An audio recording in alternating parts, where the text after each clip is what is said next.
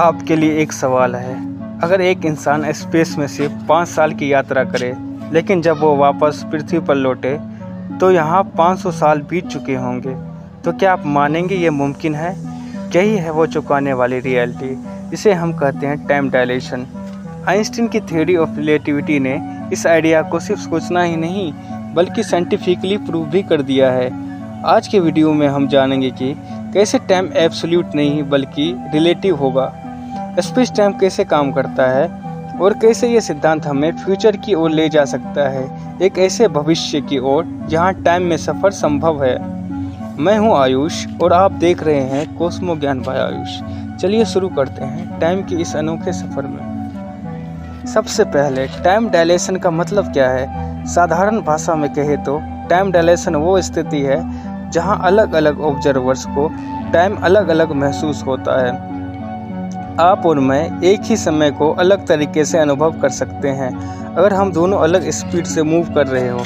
उदाहरण के लिए, अगर आप एक रॉकेट में बैठकर 90% लाइट स्पीड से यात्रा करें तो आपके लिए कुछ घंटे पृथ्वी पर कई सालों के बराबर हो सकते हैं। ये कोई कल्पना नहीं है बल्कि ये सिद्धांत आइंस्टीन ने 1905 में दिया था, स्पेशल थ्योरी ऑफ रिलेटिविटी में। आइंस्टीन ने कहा स्पीड बढ़ने पर टाइम स्लो हो जाता है, जिसे हम कहते हैं टाइम डायलेशन।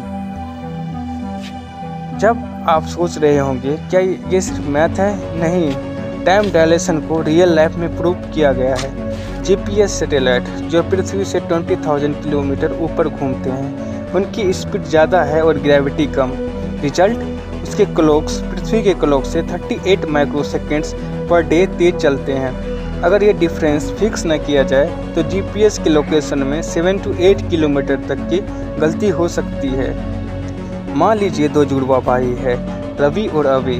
रवि पृथ्वी पर रहता है, अभी एक स्पेसशिप में बैठकर लाइट स्पीड के करीब मूव करता है। अभी के लिए 5 साल बीतते हैं लेकिन रवि के लिए 50 साल। जब अभी लौटता है तो उसका भाई दादा बन चुका होता है।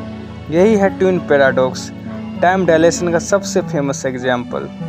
मूवी इंटरस्टेलर का सीन है जहां एक प्लैनेट ब्लैक होल के पास है। वहां 1 घंटा बिताना पृथ्वी पर 7 साल के बराबर है। सुनकर साइंस फिक्शन लगता है लेकिन ट्रूथ यही है। ग्रेविटेशनल टाइम डायलेशन भी रियल है। ब्लैक होल जैसे मैसिव चीज़ें टाइम को बेंड कर देती है। आइंस्टीन ने बताया कि मैसिव ऑब्जेक्ट स्पेस टाइम को रैप कर देते हैं, यानी ग्रेविटी सिर्फ खींचती नहीं, टाइम को स्लो भी करती है। जब कोई क्लॉक ब्लैक होल के पास होता है तो उसका टाइम स्लो हो जाता है। यह सिद्धांत जनरल रिलेटिविटी में आता है।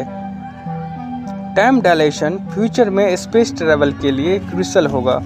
मान लीजिए आप एक डिस्टेंट स्टार पर जाते हैं जहां जर्नी आपका 10 साल लगती है। आपके लिए वो 10 साल होगा लेकिन अर्थ में वह 1000 साल बीत जाएंगे। जब आप वापस लौटोगे तो अर्थ पर सब कुछ बदल चुका होगा। टाइम डायलेशन एक तरह से टाइम ट्रैवल है, लेकिन जैसे फ्यूचर में पास्ट में लौटना भी थ्योरेटिकल है। वर्म होल्स और क्वांटम थ्योरी सजेस्ट करते हैं कि क्लोज टाइम लाइक कर्व्स से हम पास्ट में ट्रैवल कर सकते हैं, लेकिन उसका कोई रियल प्रूफ नहीं है।